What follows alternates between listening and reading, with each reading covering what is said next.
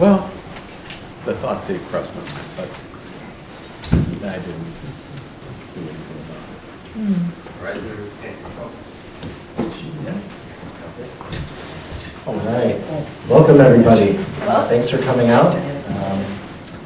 We're excited to have a talk here by Pastor Darren, on Venezuela. At the back table there's a sign-up sheet. There's some refreshments. Please help yourself. Darren gave me a little bit of a bio to read off, but I mean, I know he doesn't really need one here, but I'm going to go ahead and give it to him anyways. So Darren has been interested in South America and the region after meeting his wife, Deb, who is from Peru. Much of his basic history comes along from conversations with her father. These conversations led to the reading of books and articles to gain a deeper understanding. On the path to becoming a teacher, Darren studied English and history with a couple of professors who specialize in the region. One of his favorite classes was writing and revolutions that dealt with the revolutions in Central America in the 70s and 80s. Darren spent a lot of time studying the region and learning about different people and movements through. Can you hear? Okay. I'll speak up a little bit more. Darren also spent a lot of time studying the region and learning about different people and movements through an interest in liberation theology. One of its founders, Gustavo Gutierrez, the Peruvian himself. Through all of this, Pastor Darren has maintained an interest in the region and a commitment to solidarity with those seeking their liberation there. So, all right. Thank you, Darren. Thanks a lot. All right, great. Everybody can see the screen? Okay? And everybody can hear me okay? Yes. All right. I did forget one thing.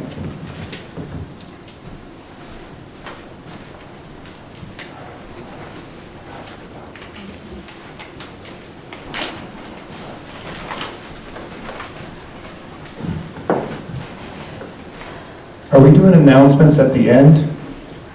I have an announcement to make at the end, yes. Okay. But you can do whatever you want. Well, yeah, before I start, on the information cart, we're going to call it, back there, there's a flyer for the Lunch and Learn that'll be here March 17th here, and there'll be lunch at noon on March 17th, Tuesday. You can come and have lunch. And the discussion is going to be the legacy of Amalek. Does anyone know what Amalek is?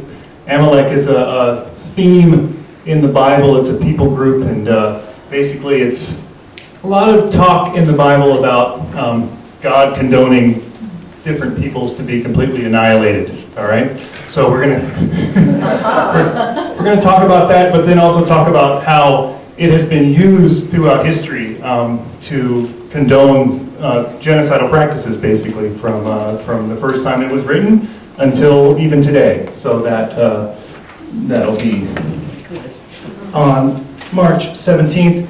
And then, whether you know or don't, there's a group, a national group called the Black Alliance for Peace. They have worked with countries in the Caribbean and South America to promote a zone of peace in the area. So this is a flyer from them about the zone of peace. There's a couple Spanish copies over there if you want. And then there's a few articles about the most recent Venezuela situation over there too, right?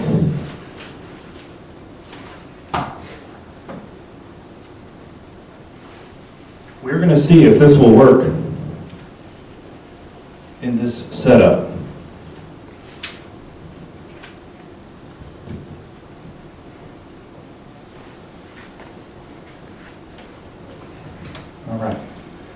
going to start with a little global overview. So we live in a world where the vast resources of the planet, in every nation, state in the world, are presumed to be the property of a group of elites who control the majority of the wealth in our world. It's not necessarily a new situation, but there are some changing dynamics. And the fundamental reality driving our world is that those with the most financial resources are determined by any means necessary to increase their financial resources through the exploitation of all available commodities. That means humans, natural resources, whatever, animal, vegetable, and mineral, whatever it may be. To have a reality different than this, people must fight against the prevailing system. This reality is why we have the military bases we have all around the world, because people do want to fight against this reality.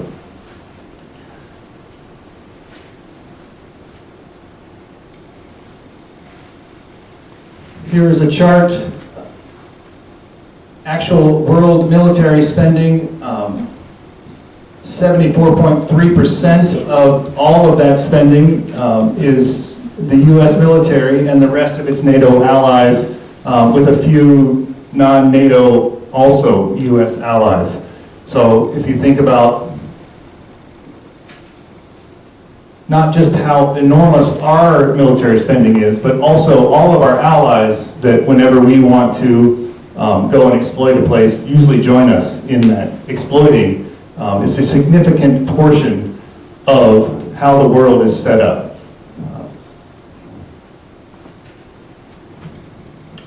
This is the top 16 countries with the largest military spending in the world. The top red line is not a line underlining the beginning of the graph. It's the United States military spending.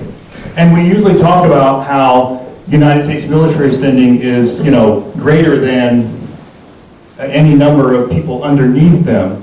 But again, part of what this chart is showing is that all of the bars that are in red are also the European, mostly allies, or traditional allies of the United States.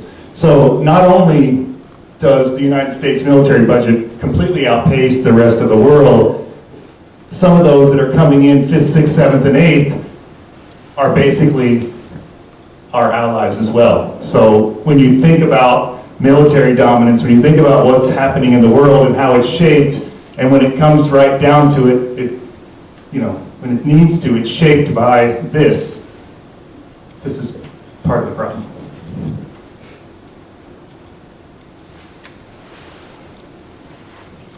This is just per capita spending. I won't go into this too much, but basically how much is spent per each person, and then it shifts a little bit. But again, everyone in red are allies of the United States and its imperial system until you get down to the last tiny little bits in the bottom. And again, all of the 902, this is from 2023. I don't know what the number is now. We don't really know for sure what the number is because some of them, we don't know about until someone goes and finds them. 902 United States foreign military bases. We have to ask ourselves the question. This is normal. I mean, this is the way of the world, but what's the reason for all of that? Why does that need to be the case? Why are these bases why do they need to be all around the world? The next country that has military bases like this is the United Kingdom, and we know why they kind of do, because they were the empire right before us. So they still have some of those bases.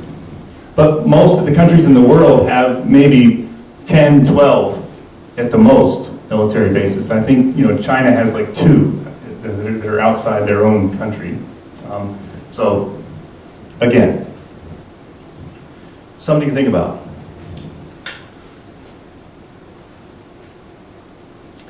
In every intervention since World War II, and many before, behind the smokescreen of claiming authoritarianism, narco-trafficking, absence of democracy, is a place that has tried to separate itself from the sphere of being in the grasp of the gangsters of the world system. The places are too numerous for us to keep in our heads, but millions of lives have been taken and or shortened, maimed, in order to try and bring those who attempted to stray back in line. That is what the military is for. The current country of Venezuela that we are going to talk about tonight is the most recent, or one of the most recent objects of U.S. aggression. It began its latest phase of seeking a path outside of the death grip of the gangsters to the north in the 1990s. Hugo Chavez was educated in the long history of Venezuela and Latin America in attempting to free themselves from colonialism and imperialism, and he was educated in that way as an officer in the army. He, alongside his fellow soldiers and many people in Venezuela, dedicated themselves to a path out of colonial control, out of being underneath imperialism. I want to just share a little bit of a video that talks a little bit about the most recent events, but I think also helps us to understand what was set in place in Venezuela after Hugo Chavez came to power. This is going to be difficult because I got to find the timestamp from this distance, so forgive me if that takes me a minute. The folks on the camera, on the screen, Sierra and Chris are the authors of this book, Venezuela, the Present as Struggle, which is a kind of detailed interviewing of all kinds of people all throughout Venezuela. And the interesting thing about this book is that they don't interview necessarily anyone in the government. They interview the people in the communes and in just the normal people doing the work of making Venezuela what it is. So that's who they are. Let's see if I can find this timestamp. Or even my mouse. Doesn't seem to be doing anything, does it?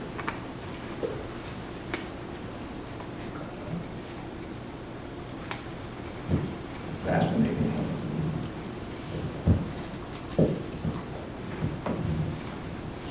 Now what to do?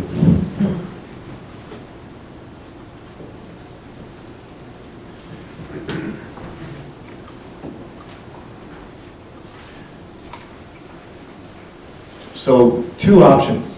I either keep just talking off the top of my head, or I go and find the YouTube that this is referred to, and we play it. Has anyone got a little patience? All right. Sure. I have a whole new book I just checked out. What is that? I've never read anything by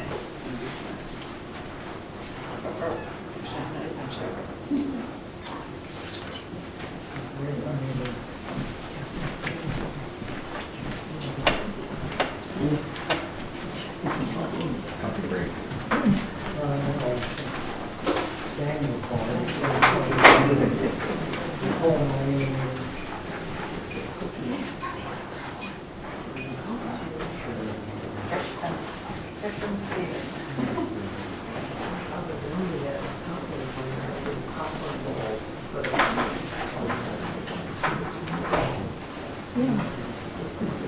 Hi, Lee.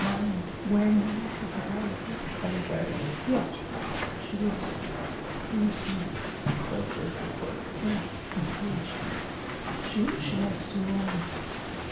the first guy? Oh, sorry, I should have mentioned that. First guy is Kali Akuno. I can talk a little bit about him. Yeah, Is he from Jackson? she did a whole, St. Martha's senior year. Oh, boy, can you give me everything but? It's sort of what it is. Okay, we are live. I want to thank everyone for tuning in. We have This killer armada is moving in the direction of Cuba.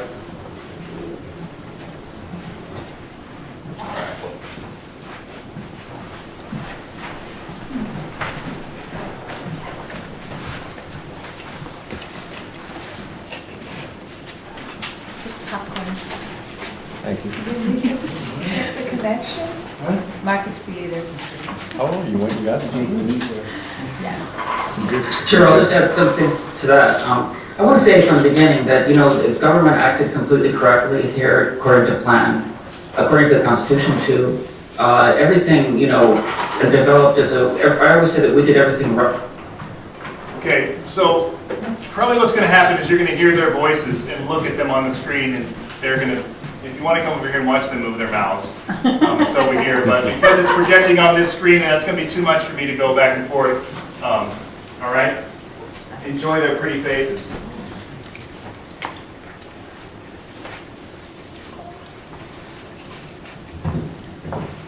I'll do, since we're already in this weird pause in the conversation. So Kali Akuno is a longtime activist, community organizer. It grew up in the Bay Area in California, but is now down in Jackson, Mississippi. He has something. He's kind of the executive director or guru or I don't know, whatever, of something called Cooperation Jackson, which is probably, if you were looking for a model of some of the commune stuff that they will talk about, that's going on in Venezuela, if you were looking for a model of what that might look like in the United States, the work that Cooperation Jackson is doing and that Kali's been doing down there is probably a decent thing to look at.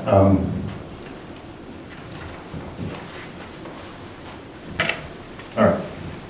Here. From the beginning, the communiques came out with great clarity, appealing to the anti-colonial struggle in Venezuela, the 200-year anti-colonial struggle, that immediately the defense minister came out to indicate that in the early hours of the morning of the attack, came out to indicate that the army is completely loyal. Then Delcy Rodriguez appears with the defense minister, the foreign affairs minister, with Diosdado Cabello, the interior minister at her side, indicating that the chain of command is completely intact. So everything has been right here, and as Cedar was saying, there's a lot of cognitive war or psyops going against us, and I see this latest declaration as in keeping with earlier declarations by Trump as part of this psyop, which is also profoundly incoherent and profoundly irrational. The one thing when people see that Venezuela is opening up to certain relations with oil commerce with the United States, it's important to understand that was a long-standing aspiration of Nicolas Maduro, and it's actually what Hugo Chavez did. When Hugo Chavez was alive, the main commercial partner in the sense of buying oil from a sovereign nation, Venezuela is a sovereign nation, selling oil was the United States. This country has been under a blockade with more than 1,000 sanctions. So if Delcy Rodriguez manages to overcome the blockade in this admittedly very terrible circumstances, this should be seen as a victory for the revolution and victory for Venezuelan sovereignty. She has always highlighted that the oil that will be sold to the United States will be done in conditions of sovereignty, that Venezuela, that the oil company here, the national oil company here, will not be under any kind of guardianship. So, and then on the other side, I also think it's important to point out the paltry nature of Trump's alleged victories. He says that they're going to have 60 million barrels of oil. I want to point out that 60 million barrels of oil is approximately $2 billion or $2.5 billion of oil. That's approximately a fifth the value of Citgo that was robbed earlier this last year. And so if it is a concession or if it's a partial retreat, it's a completely controlled retreat on the part of the government. And it indicates that we're in charge here, that there's sovereignty here, that we maintain sovereignty over our resources. And it's true what you say, Kelly, that they desire to plunder the global South in their condition of losing hegemony in the world. Their idea of how to confront Russia and China now is to plunder the nations of the global South, not just Venezuela, but, for example, India. Trump's response to the failure to put tariffs on on China, is that it's going to put tariffs on India, which is allegedly an ally, to compensate for the loss. So this is their new tactic, but as with so many tactics, as with their Monroe Doctrine, or whatever they choose to call it right now, there's always been a huge gap between their desire to dominate the region and their capacity to do it. Sometimes I'm hearing out people on the global, on the progressive sector here, on the global North progressive sector, which I feel suffers from a kind of defeatism often and a latent colonial desire. You hear people talk about betrayal here. There's absolutely no evidence of betrayal. And I feel that there's a kind of internalized defeatism on the part of many people in the global North. One thing that I think is important to point out here is how prepared we were here. Delcy Rodriguez activated the people. She said this would be defended by the people in alliance with the army and alliance with the police, and that's exactly what we saw. We saw the armed people go to the streets, and we saw this plan to carry out the war of the whole people against this superior military enemy, but not politically superior. Most of a military confrontation, is going to be a political factor. So sometimes I hear people in the global North talk about how the United States has shown that it can take out any leader it wants to. Well, it absolutely cannot. It would have taken out Putin a long time ago if it could. So it's absolutely false that this shows that the United States can take out whoever it wants. In fact, this relates to the threat you mentioned. When they say they're not going to attack Venezuela again, well, they're afraid of Venezuela. They're afraid of the Venezuelan people. Otherwise, they would have occupied the country. And I think there's so much evidence of how the real tactic, which is the one Delcy Rodriguez pointed to, and it was actually Nicolas Maduro's plan. If you see the declarations from early December, when there was a conference of sovereignty and peace here, there were several points in those declarations. They said Caracas would be a center of sovereignty and peace. That means everybody should pay attention to what's being said from the government here, as opposed to the irrational dribble that comes from the White House. But they also said we were going to the phase of armed struggle, and that meant to organize people against this enemy. And I just want to say that some people in the global North, I feel the leftists who represent the global North, they talk about the angry tide. Well, the angry tide is in the ocean. There's a lot of red, pink, revolutionary sectors here, in spite of this new angry tide that's emerged in Chile, represented in CAST, represented in Milei in Argentina. But we're far from giving up throwing the towel here. And sometimes when I say that the left and the global North, or the progressive sectors in the global North, are forgetting our revolutionary heritage, the case of Vietnam showed that an organized people, a people with unity, a people under maintaining political order, can defeat a superior enemy. That's the key factor here, politics. There's a political plan here. There's a project for humanity here called socialism. On their side, they have no other project. The United States imperialism has no other project other than plunder, other than gangsterism. Here there's a political project which is called human emancipation, which is expressed in the communes. Here there's political order, here there's unity, and here there's determination. History has shown that can win, that will win over the short, medium, or long term. So that's what I think people in the global North shouldn't forget. And they should listen to Caracas in this war of disinformation in the United States. And people make echo. They echo Donald Trump, they echo Marco Rubio, consciously or unconsciously. There's all kinds of weak factors in the left. Some of them are probably overtly bought off, or some of them just fall prey to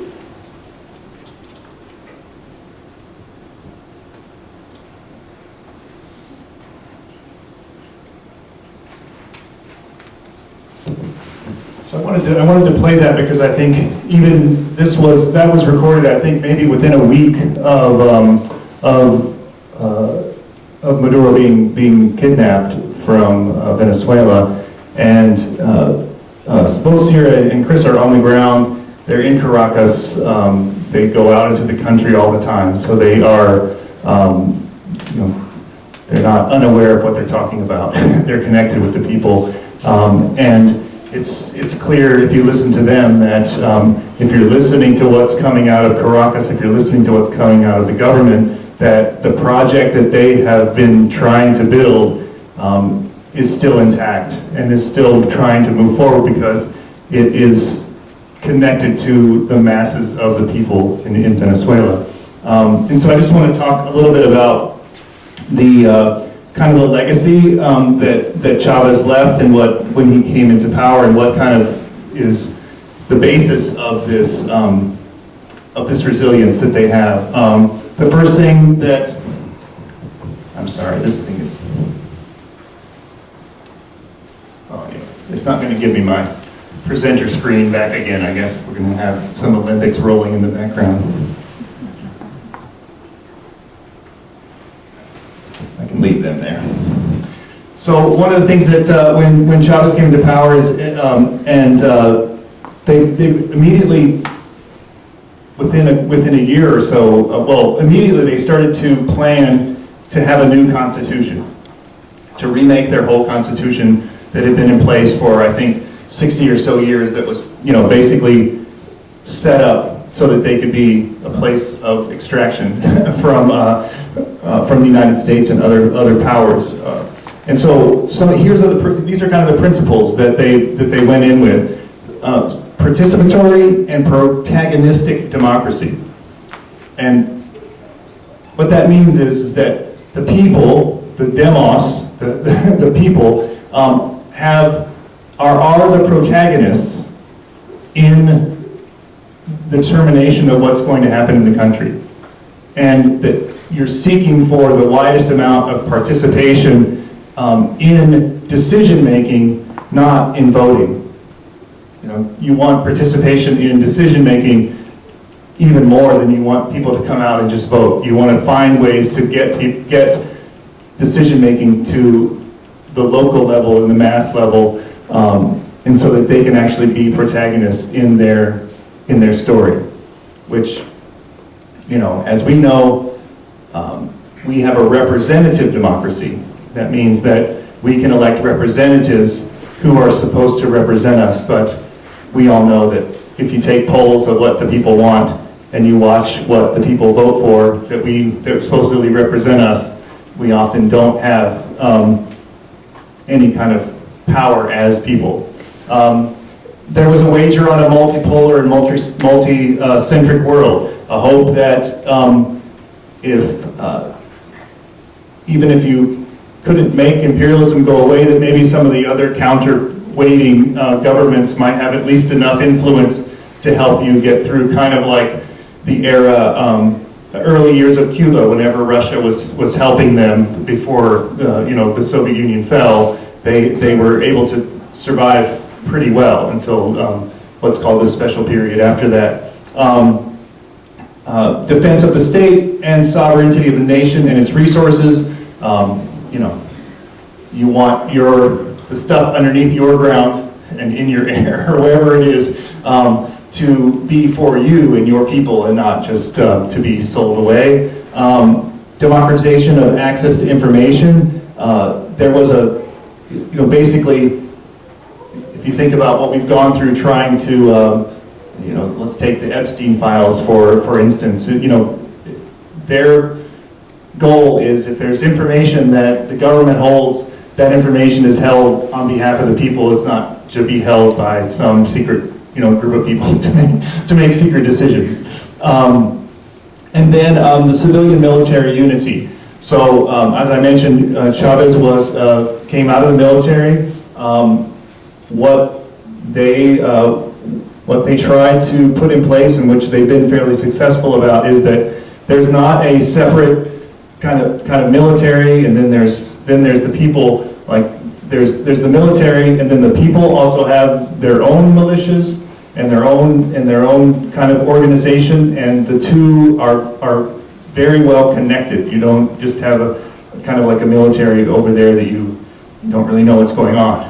You're connected with them. And they talked about this a little bit in the preparation for what was happening with the United States, is that whenever the ships were going down, whenever the threats were coming, part of what they did is that they made sure that the people who are in the communes, in the movements that are protecting their cities and their counties and their towns and their areas, their geographic spaces, that those militias are armed and prepared to fight in every space. So it's not just a military, you're fighting the actual people. This was part of what happened at the Bay of Pigs. When they landed at the Bay of Pigs, everyday people were like, you're not coming onto our onto our territory. So same idea.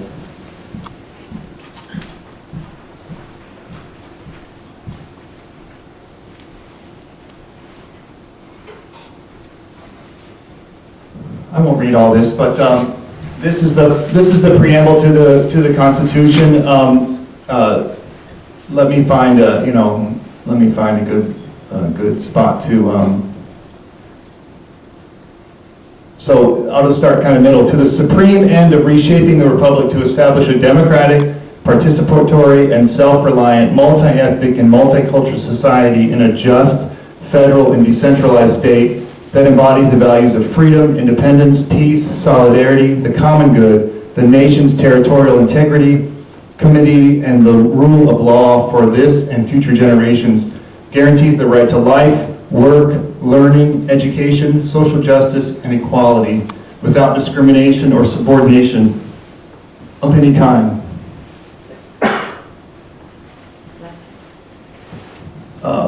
I'm just going to pull out a couple of articles about that. The geographical space of Venezuela is an area of peace. No foreign military bases or facilities having purposes that are in any way military shall be established within such space by any power or coalition of powers. And I don't know if you heard mentioned there that they just, in December, right before we came to kidnap Maduro, that they had just had a big conference on peace and reestablished again that Venezuela and the zone around them, that they are trying to establish a zone of peace and be peaceful people. Article 91 says, every worker has the right to a sufficient salary that allows a life with dignity and covers his own and his family's basic material, social, and intellectual necessities.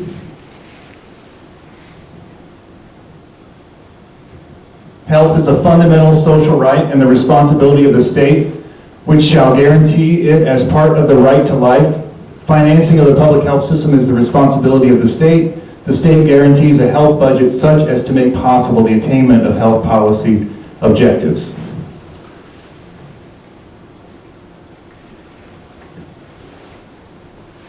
So it's a lot longer than that, it's a big, but even every one of those rights that they mentioned, life, work, education, are enumerated in the Constitution to say that these are education is your right, health is your right, housing is your right. All these things are your rights. They're not things that you have to fight for if you can find a good enough job to get them and to provide them for your family. Some of the successes early on, and then some from a little bit later. In 2005, they were labeled a territory free of illiteracy. Free healthcare was expanded. This is about 8 years ago. So free healthcare expanded to 60% of the population. Obviously, you can say something in a document that what you want to provide, but if you're a large country that has not had health services and doctors prior to any sufficient degree, it takes a while to actually get the system online. And of course, Cuba has been very helpful with that by sending doctors over in exchange for oil. All right, they had a huge housing project, 2 million homes built. They had the second lowest rate of homelessness in Latin America.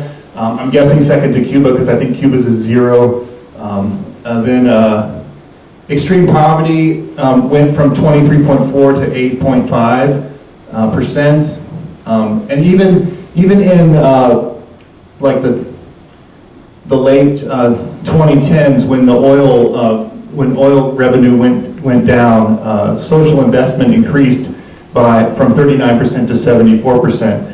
What that basically means is they kept their social investment about the same, but their oil revenue that they were paying for it with sank so low that they ended up spending so much more of their resources on social investment. And then one of the early things that the government put in place were these particular missions that were sent out to bring healthcare, sent out to bring literacy, and to help find clean water and make sure people had clean water, those sorts of things. So with all these Yeah. changes that occurred, why did so many Venezuelans, especially young ones, come over as refugees or came over here to the United States? If you notice, like the waves of refugees, they came whenever like these like when the revenues dropped, when the things like that. So there were certain like crisis points in the system whenever, you know, wages went down and that sort of stuff because of the economy, you know. What you also have to realize is that in most of the immigration that happens, like, you know, there's a fair amount of Venezuelans in Colombia and Peru, you know, some of them that came up here, but a lot of them, just like immigrants that come here from close by countries, end up going back as well. You know, it's a temporary thing. So.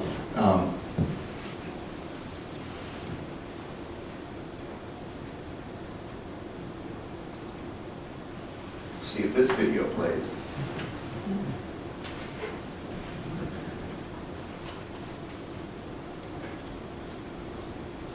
What do you guess? No?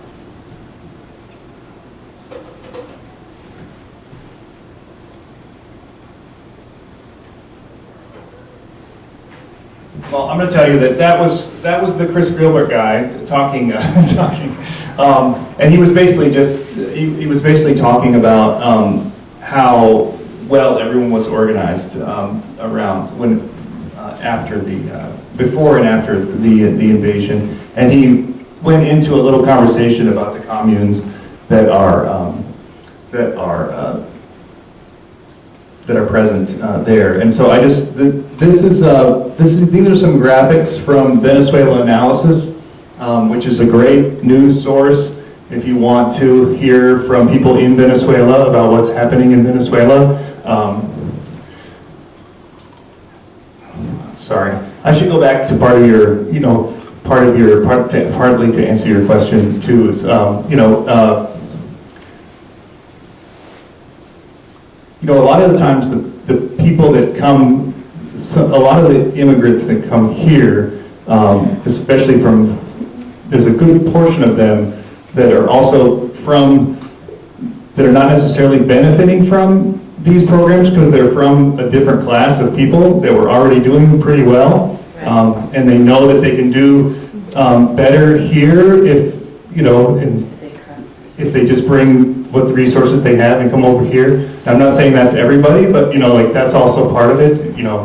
You see that if you go and talk to people in Miami, and if you talk to many Cubans who've been here for a number of years, it's a dynamic of kind of fleeing whenever everyone else is rising around you. You kind of want to get away, but Their 1% comes here. Yeah, right, yeah. So anyway, when I talked about like wanting to share just kind of some of the things that are why Venezuelans, even after the United States gathers around you with with their navy, come and steal your president, why the government's still in power, why people are still marching out in the street, in support of their government. One of the reasons is the presence of communes and the way that the communes have been set up. Now, the first thing, well, maybe it'll become clear. I know what's kind of in your head maybe as you hear that word commune, because some of you are of a certain age, and you probably imagine the 20 or 30 half-naked people farming somewhere in Vermont or something like that. But that's not exactly, let's erase that from your mind for a minute. Let's go. So Venezuela's communes. Chavez defined communes as a superior form of political organization with the potential to transform Venezuela's capitalist society into a socialist one. Commons are self-governed spaces formed by communities with a shared history and territory. Their foundation cornerstones are substantive democracy, self-managed production, and social property.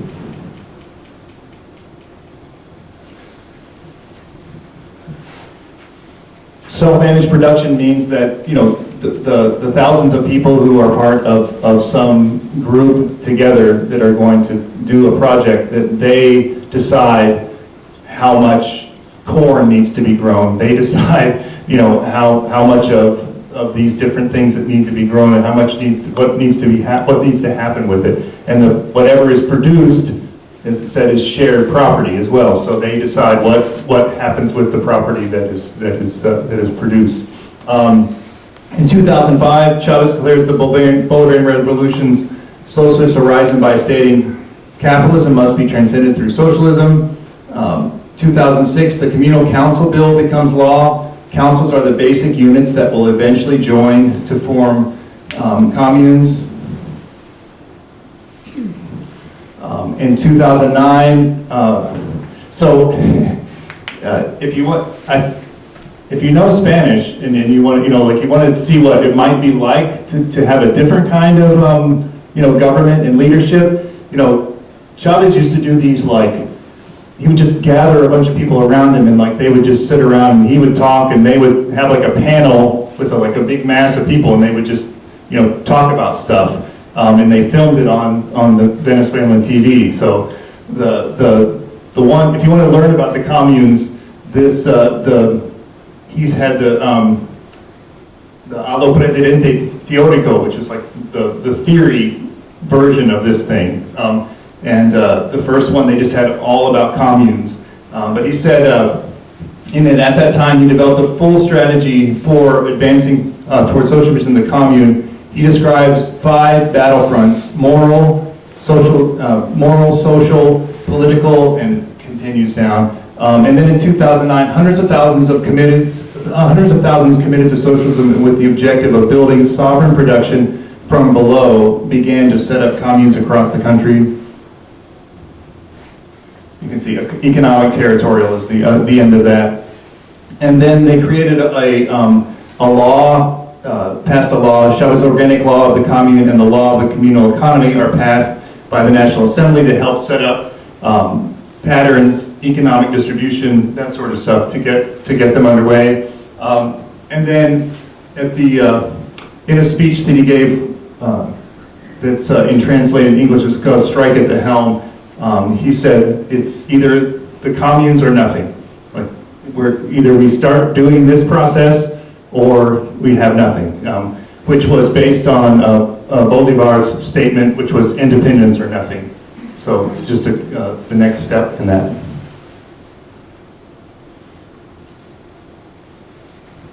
So the commune's territory is home to thousands of families distributed in several communal councils. Together they build new social relations. Communal councils have spokespeople that take part in the commune's parliament, which debates and approves projects. However, the commune's highest governing body is the assembly, where all communards participate with equal voice and vote to decide on fundamental issues. So you can see the little CCs all around are the councils. Then there's the parliament, but then also when the major decisions happen, everybody gathers together in an assembly and they choose a direction forward. It's not the minute stuff that goes to the parliament and to the councils, but the big directional decisions are at the assembly. So the power of the vote goes to the people then, as to who is. If you inside the communes, there's a commune called El Maizal, which is a huge corn production agricultural place with pasture animals too. Within that space, that assembly holds the decision making. then the people in the individual work and the councils do their work, but they are in control of all that's produced there, you know. They have to battle with, they have to still do battle with some private owners, you know, like around that mess with them. So, I mean, it's, you know, it's not, they are supported by the state, but not, you know, the state is not them, if that makes sense, you know. But yeah, within the different communes, they are in control. And the state of Venezuela is not necessarily like, you know, there's back and forth with this, and they make promises and they hope to do things, but then they also fall back into, you know, listening to big capitalists who can help them, you know, give them money. So it's a constant struggle, but yeah. Are these communes individual groups that do their own thing? Do they ever connect? Well, that has been a recent development. Is the different communes have found ways to, like, the one is like a large corn producer, and then there's some that are in the city that do projects in the city, but the city doesn't have any access to, you know, the agricultural products. So they're figuring out how to do these people-to-people kind of sharing. And there's a really cool commune that is a bunch of basically like mechanical engineers who know how to fix all this equipment, and they just kind of like go around the country, like to different factories that are trying to start up, and like help them to figure out how to fix the stuff and get it running. And so they're, I can't remember their name, but it's in Spanish anyway, it would take me a minute to figure it out. But so there's things like that, like people making communes that like are just basically there to help other communes. The people make the communes? Yeah. I mean, they're not, there's not, like, the government doesn't say, we need a corn producer. Right. You know what I mean? Yeah. The people have already are in a region of corn production, and they decide to come together and say, this is how we know that corn production should be. It shouldn't be done in the way that it's being done, and we shouldn't be importing corn. We should be making our own corn. Like, so it comes from the bottom up, you know. And then do they also, the economic part of that, this is the corn is what's making the money. Do they also share in the in participation in how that money is spent and invested in them? Yeah, like where the corn goes, where the money gets, Where the money goes, does the money need to be put back into? Health. Right, exactly, yeah. And it shouldn't need to go in education because the state's supposed to be providing for that, but. Yeah. So, Yeah. but we, you know, I know that we have a hard time wrapping our head around. It's like the government that might actually make sure that education happens, but, And yeah. it should all work here, it should all work together. It's just whoever's in lead Right. in Yeah. charge is actually who's holding the purse strings. Right. And that seems like, yes, they have a state that holds the purse strings, but then the community Right. is creating their Yeah. lifestyles. Right, yeah.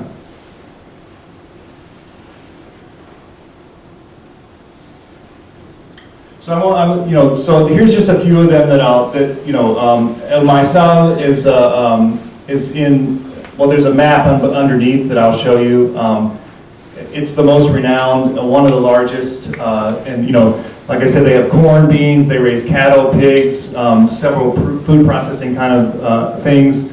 El Panal, this is, it's in Caracas, so it's an urban area. They do everything from textile factory, they have a fish farm, they actually have a pig farm, and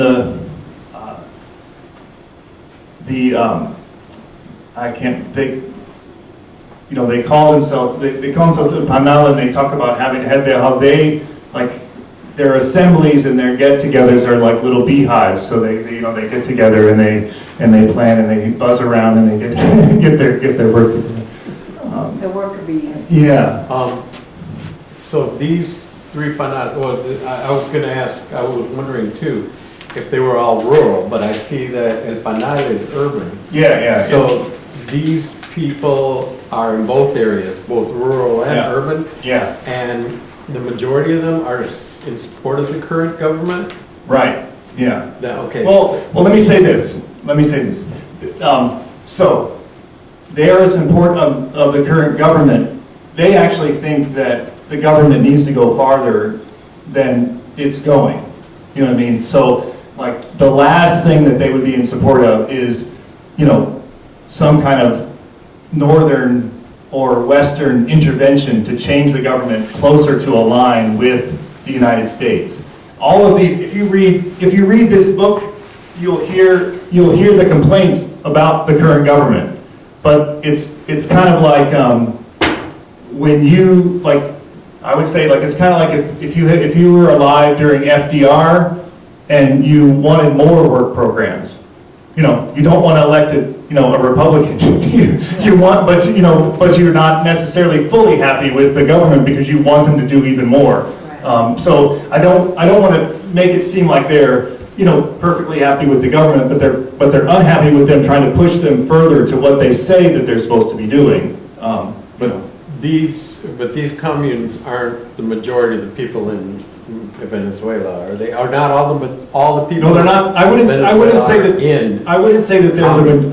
they're in the majority. I would say you're probably talking about like maybe a fifth or a sixth of the people are in these communes or are in the direct sphere. You know what I mean? Of these, they may not have joined them, but they're associated with them one way or another. I'm trying to I know I'm thinking American, but would it be like the middle class? The communes, would it be kind of like the working class people, middle class people? Because it seems like everybody has to participate in order for this to work.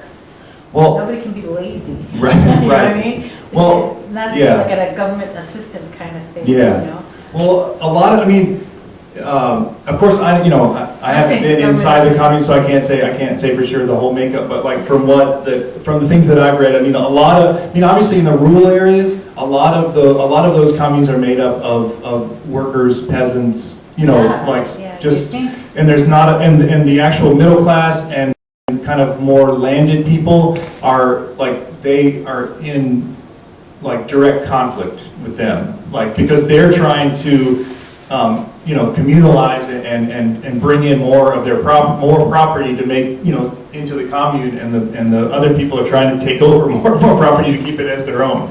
So because in the urban areas and in some of the rural areas, part of how the expansion of these communes has happened is because people have land that they don't use, and people just go in and say, look, if you're not using this land, we're gonna bring it in as part of our commune. In the urban areas, you have these housing areas that are not being used, or you have this empty lot that you haven't developed yet. We're going to come and build. If you don't do something. We're going to come and build on this place, and we're going to make it our own. We're going to make it a place for the people who need housing, or the people who need this. So, yeah. So do they have, in those areas, do they have governmental zoning or no? Yes. Well, that's a whole other, there's it's really interesting, the language, because, some of the language they use is kind of no-no language in our, but I think it's ironic, someone called themselves pioneers, so they'll go into places, into an empty area of the city and kind of just start building, their own stuff, or take a level that's already there and then build on top of it, and the reason why most of the people support the government, even though, it's not doing everything they want, is because the government sees that these people need the things that they're doing, you know what I mean? And so they don't go in and crack down on it as hard as, because they understand that what they're trying to do is take the idea of capital and property out of the city. That's what that's what they're directly doing. And the government, in a way, is in support of that, even though they can't be, everything is a negotiation when you have, decades of people who have a lot of money and a fair amount of power. So, yeah. But they're not always doing what the area is zoned to do. they're making up some zoning as they go along. So this Cinco Fortalezas is a sugar growing, it's a rural one. Okay. So there you can see, this is the top area of Venezuela, so you can kind of see the different areas where things are. And then Che Guevara is in the foothills of the Andes. It's campesinos committed to direct democracy and technification, grow, process coca and coffee. Altos, the dynamic urban community, cultivates food crops on the steep hills of Caracas Avila Mountain, runs a recycling plant and community healthcare system. And then Luisa Caracas, robust urban county, is committed to the environment and runs its own recycling and waste disposal enterprises. It also runs a women's social center and a food distribution center. So I was just, if you're interested in like this, in this dynamic, again, I showed you the one book already, The President's Struggle, Voices from the Bolivarian Revolution. This other book is by Chris Gilbert. It's called Commune or Nothing, based on the Hugo Chavez speech. It's a little more like theoretical, about like the history of the concept and that sort of thing, but still goes theory, practice throughout the book, so it goes back and forth. Okay, this was another video. I think I want to try.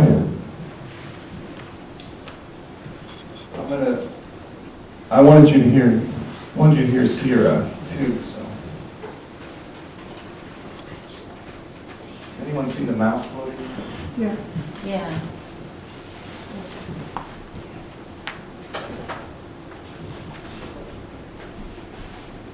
There it is. Tell you what. Let's try to find.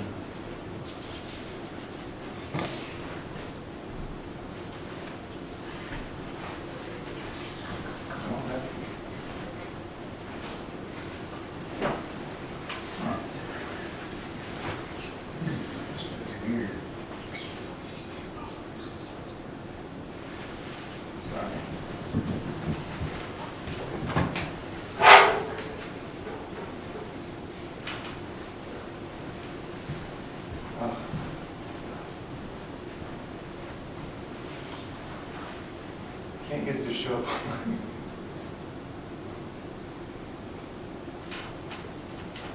There it is.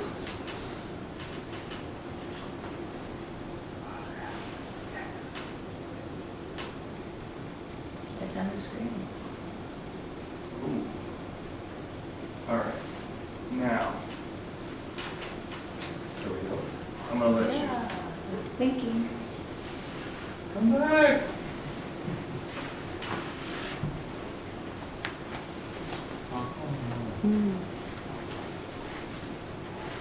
It's right here.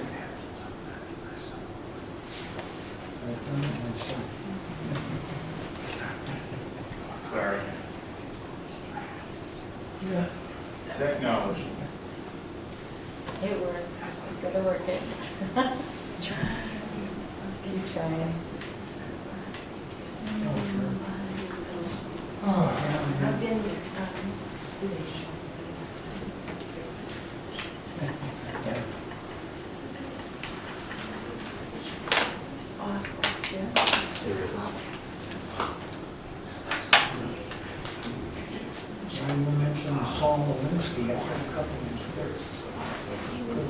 Okay, goodness gracious.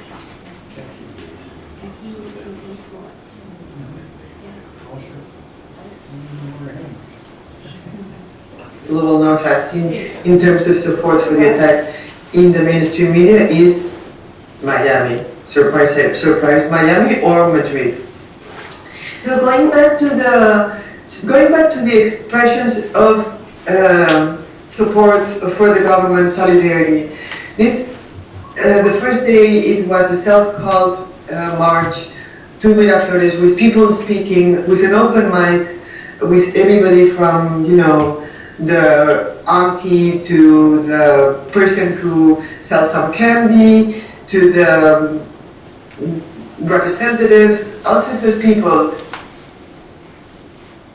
The motorizado, the person who has a motor taxi, all these people from the grassroots, from the people, from the working class, and some representatives took the mic with tremendous clarity in terms of the message. Defense of sovereignty first, calling for President Maduro and Syria to be returned immediately, calling for the defense of the government, and also looking forward towards the commune, which is our strategic objective. And they are not going to let us, we are not going to allow them to take away the dream and the construction of the commune, because the commune is not just a dream, it is actually a real construction as we speak, being the commune, the way in which Venezuela makes socialism. So those first day, that was the first day, but the following days, each day the march was bigger, got bigger and bigger. Second day, some people were still staying at home, retreating at home, but each day the march was more and more powerful.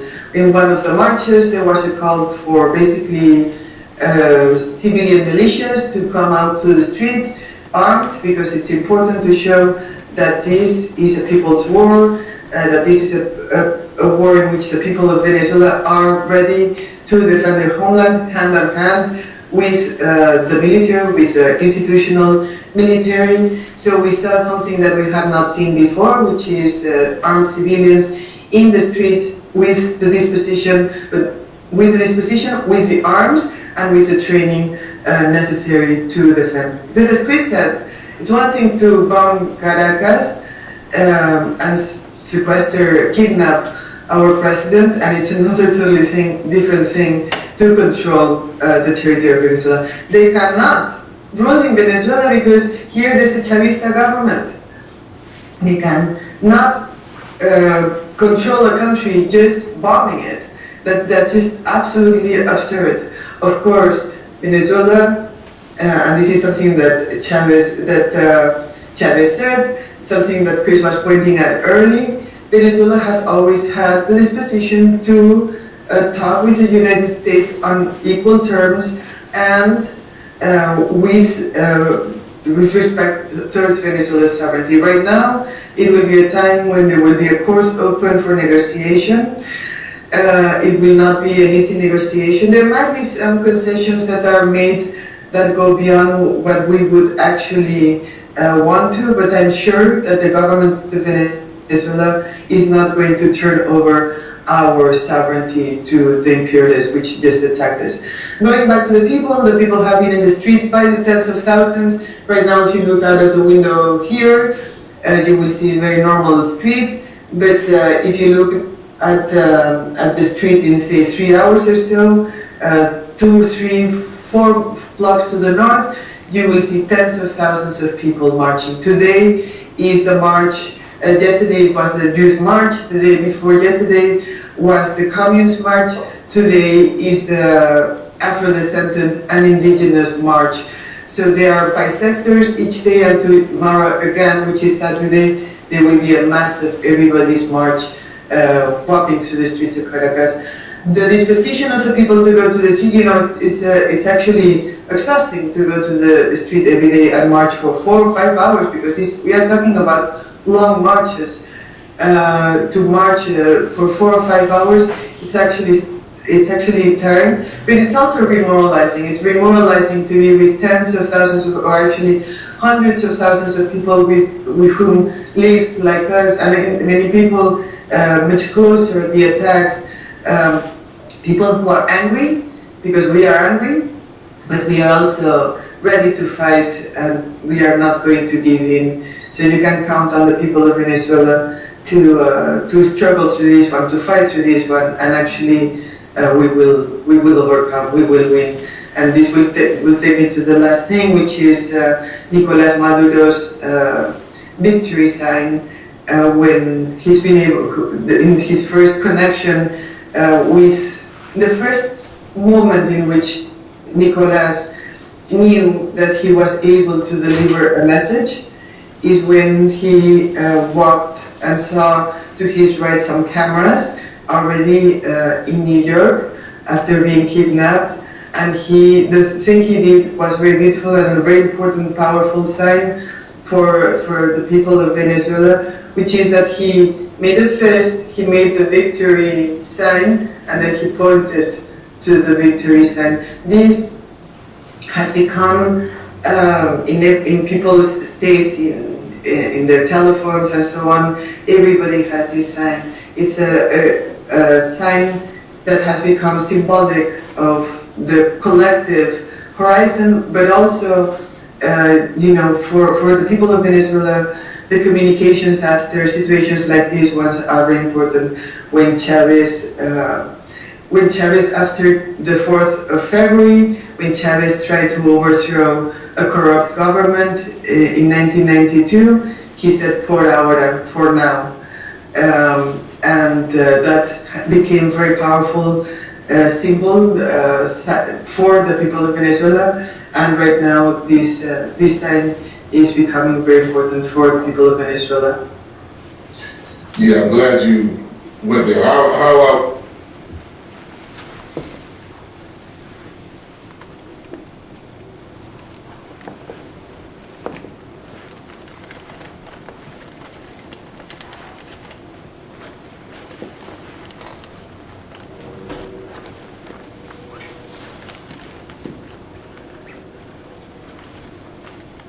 So,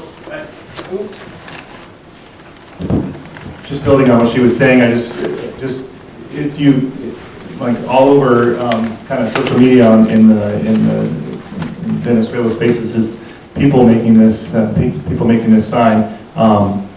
Nosotros venceremos. We will overcome. We will win. We will have victory.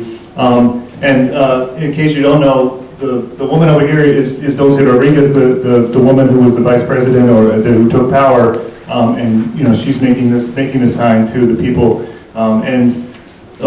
They cut off the graphic, but this is a graffiti on the wall. You can see the kind of the beginnings of the symbol. It's on the wall, but it looks like my graphic didn't do me any favors. But there it is. I was going to play another video. It's going to be too hard for me to get all that working again to do it right. But what I wanted to just kind of end with is wrapping up kind of where I began and where we end here.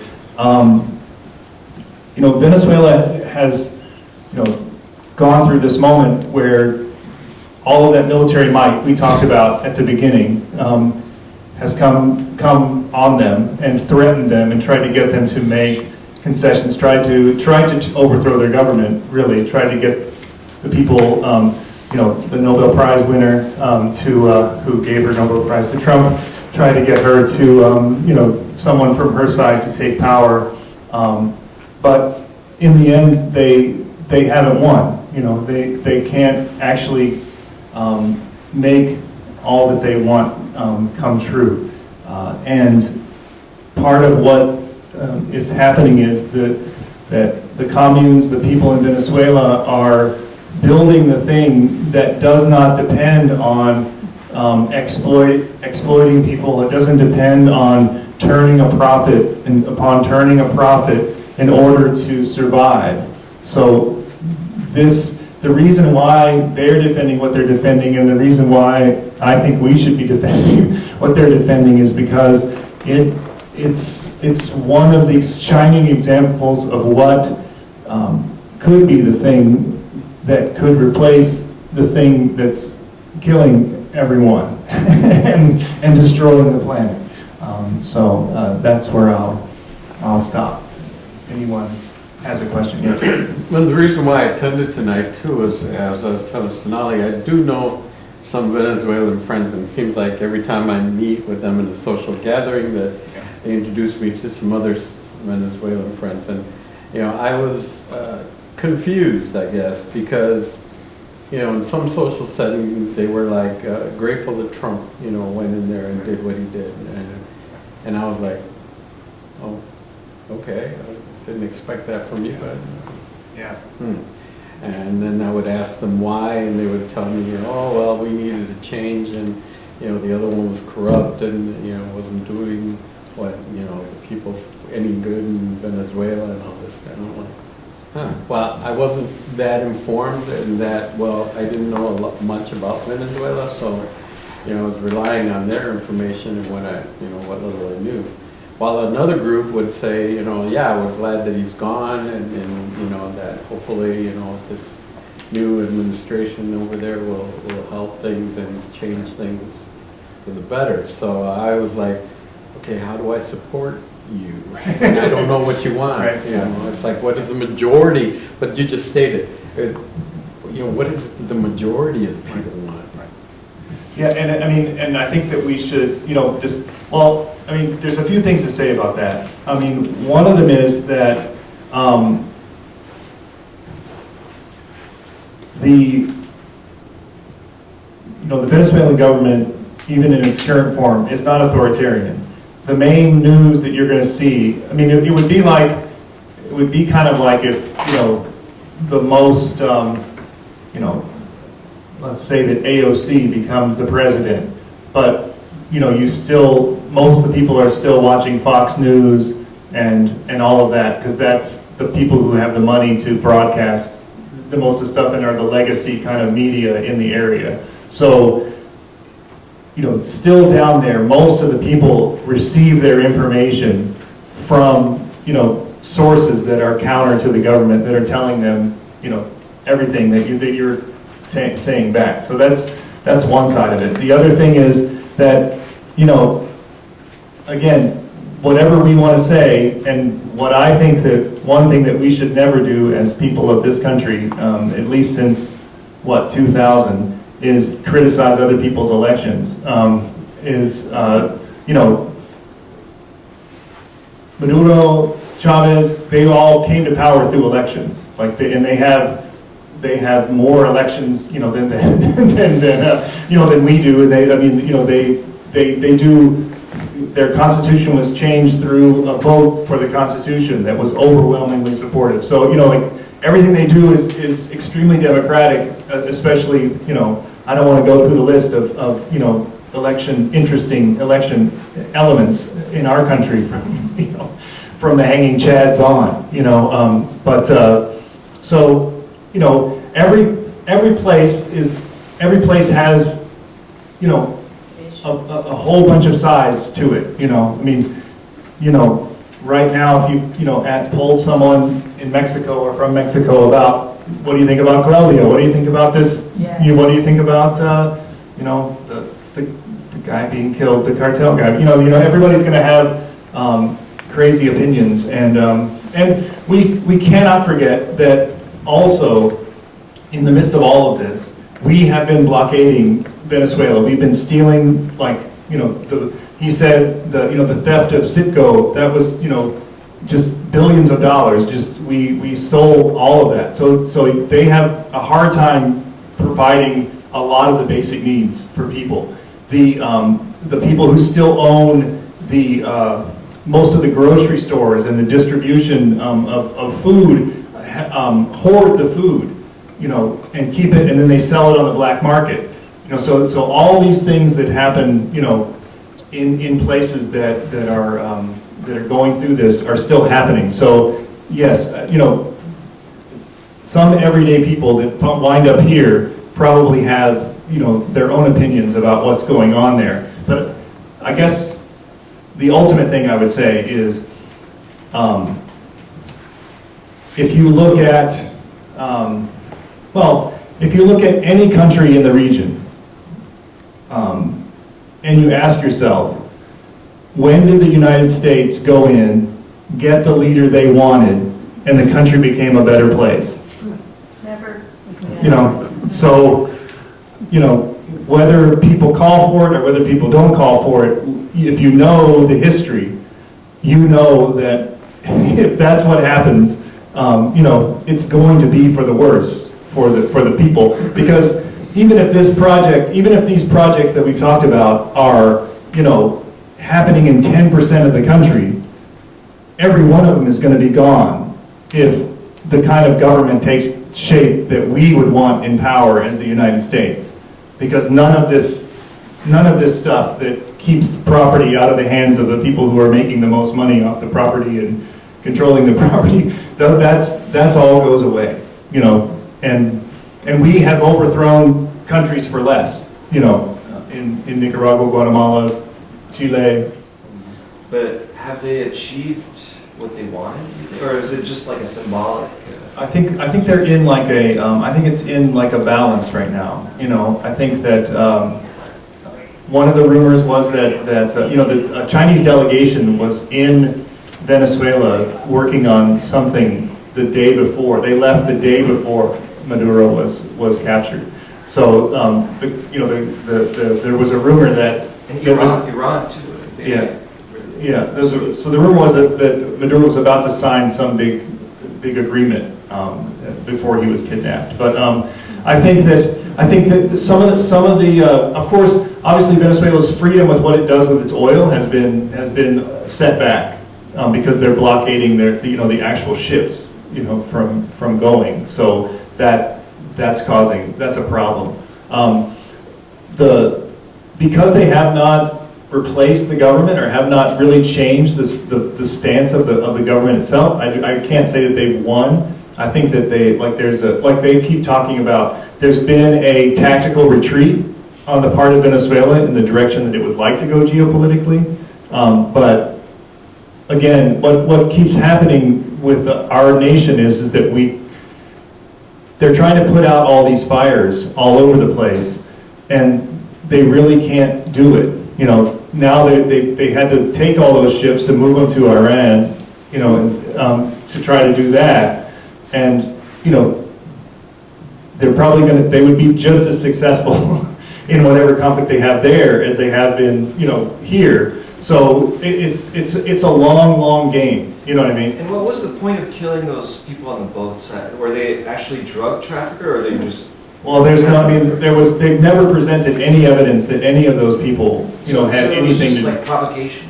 Well, it's just as, and it's not new. Like this was something that was done, it was something that was done before, that these claims of drug trafficking, it's about making as many claims as you can to justify intervention, and unfortunately, a lot of people go along with it, I heard someone say to me, oh yeah, I'm not in favor of this, but I had a cousin who died of fentanyl overdose. So we have to stop this somehow. You know what I mean? So it's unfortunately it's effective.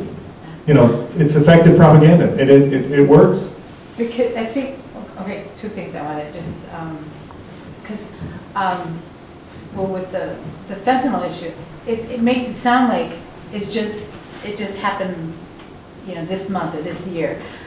We've had fentanyl in this country forever. I mean, it's part of the medical treatment for the dentists and everything. But what they use, how they utilize it, and how the media markets it as something that, again, if America wouldn't need or want those types of drugs for recreational use, some of those countries wouldn't be needing to deal with what they're dealing with. We have to stop wanting those types of things for recreational. But I have a question, because I always felt, when this all started, that, like the bombings and things like that, it wasn't for show, it's just the power that our president feels he has, because he didn't want her to become the next leader. And there was a fight. And thank God, I say, for the people of Venezuela, that they were able to help arise their leader, because she's now not the president, but she's leading the country by the what they say as the government entity. Right. She leads She leads the country, which she was elected by the country. Yeah. Well, and they follow their constitution. You know, they put in place what they need to put in place. Right before I answer your question, I was just going to say, you know, what we should reflect on a little bit. I mean, obviously, we want control of all of the oil we can get control of. I mean, that's a reality. Like that's part of it, especially with like all the AI boom and all the resources that are necessary for that. That's a big part of planning on the part of the United States.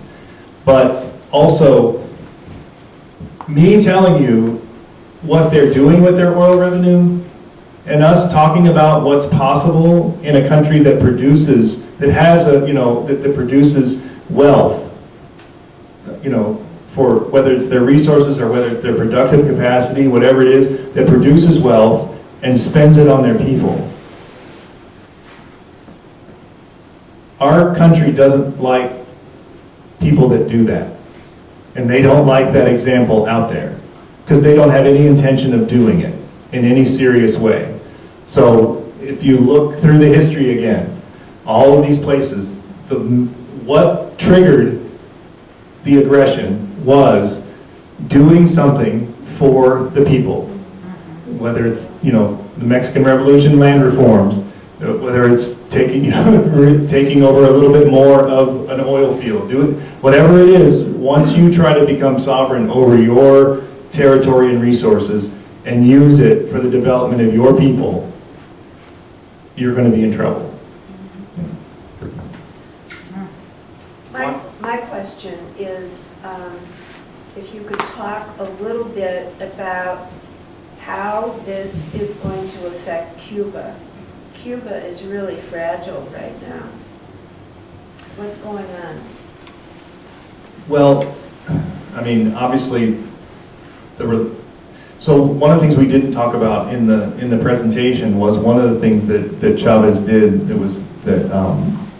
was when he came into power was to try to create a zone not only of peace but a zone of like economic and prosperity. You know, sharing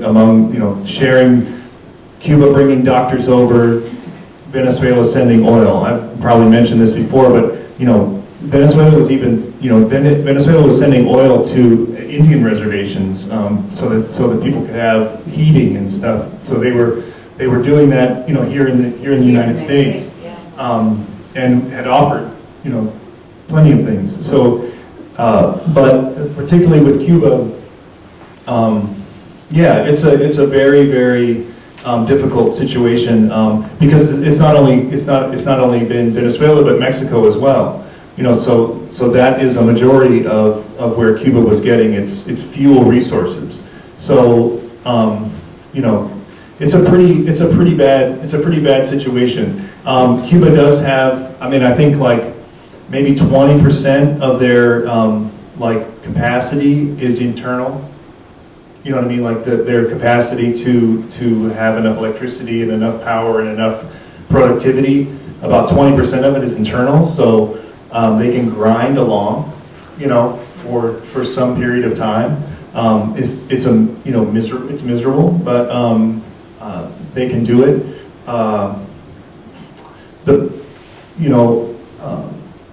The people on the ground that I communicate with in our partner church are a little bit more from the middle class, you know, but they're seeing you know many of the same things. Especially, I mean, you don't have to think very long about how terrible things are if you just think about you can't have power or at random times for extended period of time, you know, and that includes your hospitals. That includes, you know, all of those things that are included in that. So, you know, and then it includes your, you know, the factories that make the things that you need to survive. So, yeah, it's and of course that is intentional. I mean, we know that in particular Marco Rubio just is that this is his pet project to watch Cuba fall. Yeah. Let's finish for the formal gathering, and then of course you can stick around and have more conversations with Darren. I just wanted to thank you very much. Give a round of applause. Very good. Thank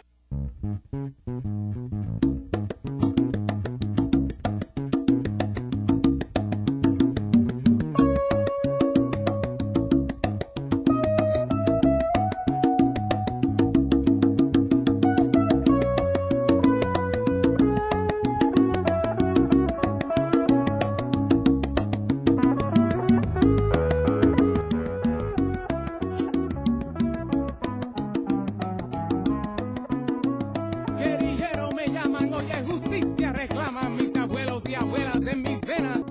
Guerrillero me llaman, oye, justicia reclaman.